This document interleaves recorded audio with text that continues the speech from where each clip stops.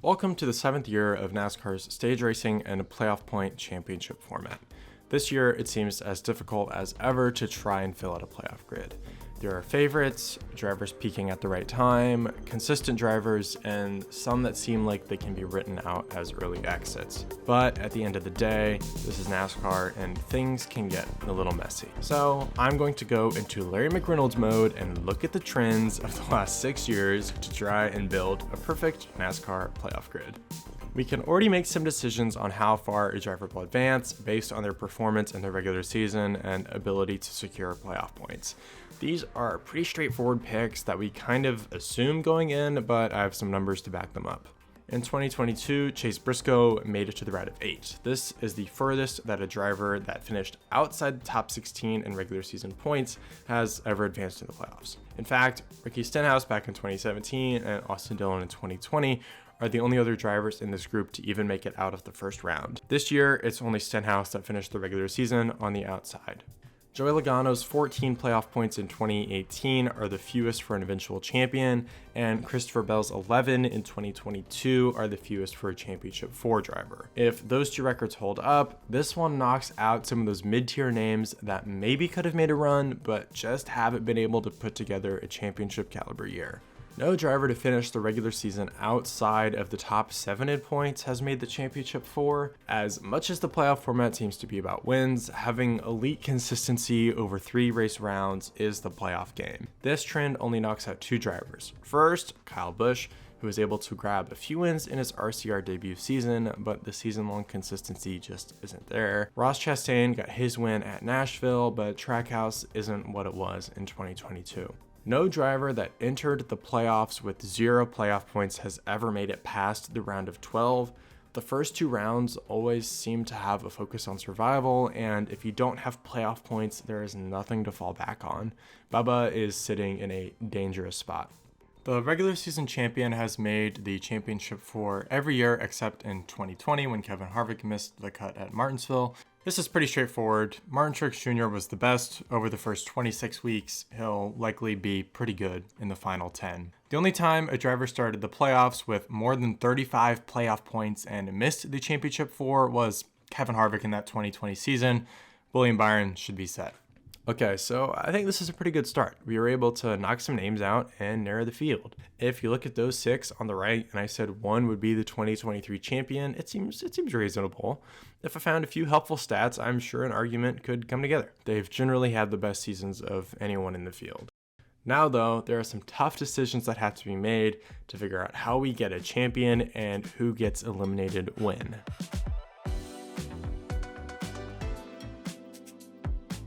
In 2022, there were 6 playoff tracks that hosted a regular season race. In every one of those playoff races, except Talladega, at least 2 finishers from the spring race's top 5 finished top 5 in the fall race. So for a quick way to move some names through the first cut, if a driver scored a top 5 at Darlington or Kansas earlier this year, they're on to the round of 12. Chris Buescher won the Bristol race last year and has a decent playoff point supply, so I'll give him a pass too. Next, if a driver made the championship for 1 year, they haven't been eliminated in the first round the following year. Martin Truex Jr. in 2022 and Chase Elliott this year both missed the playoffs, but that's still not a first round elimination. Logano, Bell, they should be safe. Now for the final spot and first batch of eliminations between these 5. Kyle Busch has the most DNFs of the remaining undecided drivers, and performance for him seems to have really fallen off through the summer, so I'll use that as a reason to cut him. Plus, we know there's usually a surprise or 2 in those first early rounds, maybe one is Kyle. On the opposite side of that, Brian Blaney has the most lead lap finishes of the remaining batch, so I'll assume he can finish 3 races and move on to the round of 12. With that, the round of 16 is complete. McDowell and Stenhouse, kind of makes sense. Those are the 2 that are easy first round eliminations. It was hard to decide who the other 2 should be. It ended up being Busch and Reddick.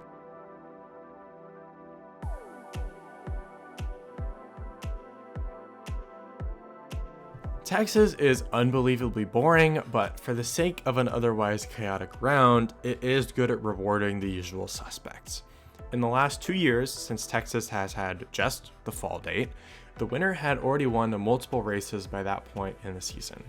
I'm going to push Hamlin through as a possible Texas winner because he has won twice this year, including a mile-and-a-half track, and he has finishes of 10th, 11th, and 9th in the last 3 Texas races. Christopher Bell has finished all 5 super speedway / drafting races this year on the lead lap. I'll assume he can survive one more at Talladega. That, along with his decent supply of playoff points, is worth something.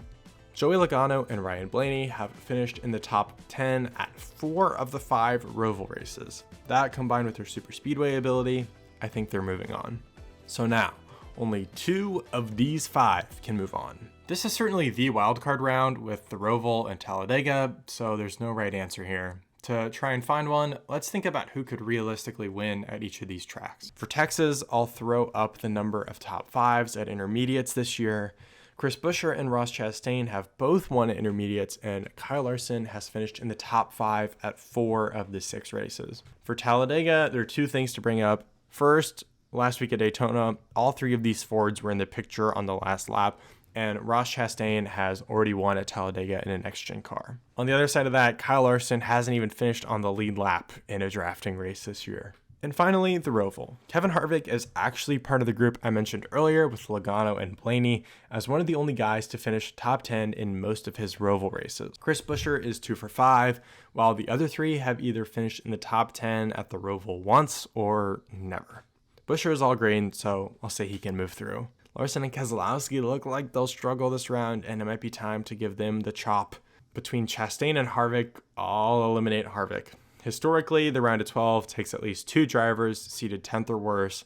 I'll use this as an excuse to knock Kevin down there with Bubba.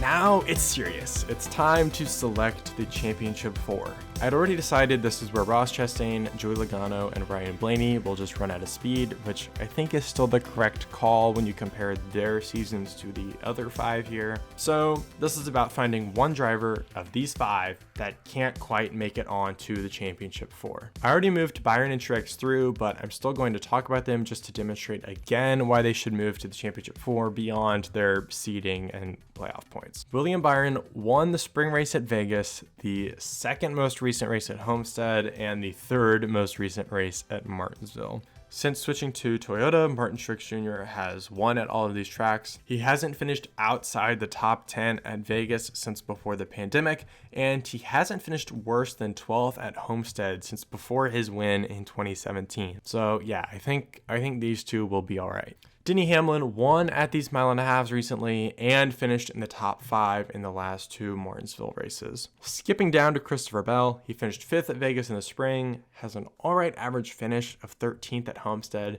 and in case Ross Chastain made you forget, he did win last year's Martinsville playoff race to make the championship 4. So it's finally time to talk about the situation with 4th seed Chris Buescher, and it doesn't look good. Doesn't look good. In his 36 career races at the round of 8 tracks, he has just 2 top 10s. That's a season worth of races. Since going full time in 2016, and even excluding this year that could boost his numbers, he has averaged more than 5 top 10s in a season. These just aren't his tracks. You might be saying, but Jackson, RFK is here. It's different this year. They've won all these races. He's the number 4 seed. And as much as I want to believe that Buescher can make a deep run, every year someone wins multiple races in the last few of the regular season and looks like a hot pick to go deep in the playoffs. It might just be peaking too early, it could be a curse, or just general bad luck, but things don't work out for these guys. In 2017, Kyle Larson lost an engine in the elimination race at Kansas, ending a streak of top 15 finishes. In 2018, Brad Keselowski ran out of gas at the start of Talladega overtime while running in 9th, and he was eliminated that round. In 2019, Kevin Harvick actually made the championship 4, but was really a non-factor compared to the Toyotas in that race. Truex had the tires on the wrong side of the car at one point, and the 11 team decided to make their car overheat, but still, Kevin Harvick couldn't get it done. Again, in 2020, Kevin Harvick just peaked at the wrong time. In 2021, Ryan Blaney was put in the wall by an out-of-control Austin Dillon at Kansas, leading to his elimination. In 2022, again, things went wrong for Harvick. This time, it was the crappy ass parts. So as crazy and fun as it would be to move Buescher along, it just won't work out. We gotta be real. Now that we've eliminated down to a 4, I want to confirm that this group matches some trends from recent history and that we're not missing something. First, every year, not just in the stage racing era, someone from the previous year's Championship 4 makes it back the following year. With Chase Elliott not making the playoffs, Joey Logano only making the Championship 4 in even years, and Ross Chastain already eliminated, Christopher Bell is the only one left that can meet this requirement. Second, never has the Championship 4 just been one manufacturer, and Toyota has always had a representative there. The 3-1 Toyota Chevy split checks out. Only in 2019 did the top 4 seeds all make it to the Championship 4. Usually 1 or 2 of them slip up. The list of top 4 seeds not making the 4 is very similar to what I brought up earlier. It's the guys that run well and stack up playoff points in the last chunk of the regular season, but can't take that momentum all the way through the playoffs. So there we go. We will be taking William Byron, Martin Truex Jr., Denny Hamlin, and Christopher Bell to Phoenix. Chris Buescher, Ross Chastain, Joey Logano, and Ryan Blaney are being left behind at Martinsville. So, after 26 regular season races, 9 playoff races, and all the drama along the way, who gets it done at Phoenix? Is it possible to predict the results of one race more than 2 months from now between 4 drivers with 30 some other drivers out there moving obstacles? Time to head back to the trends.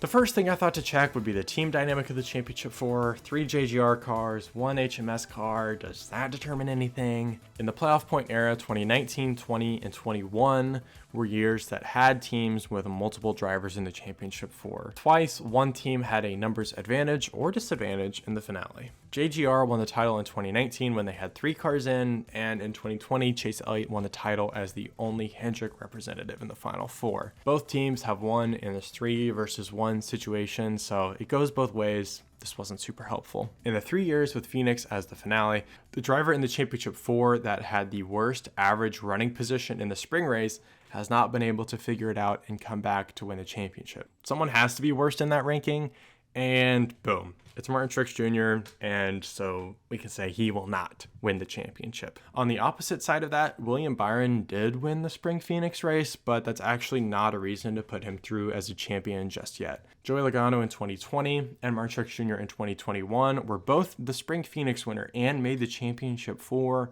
but they didn't win the title.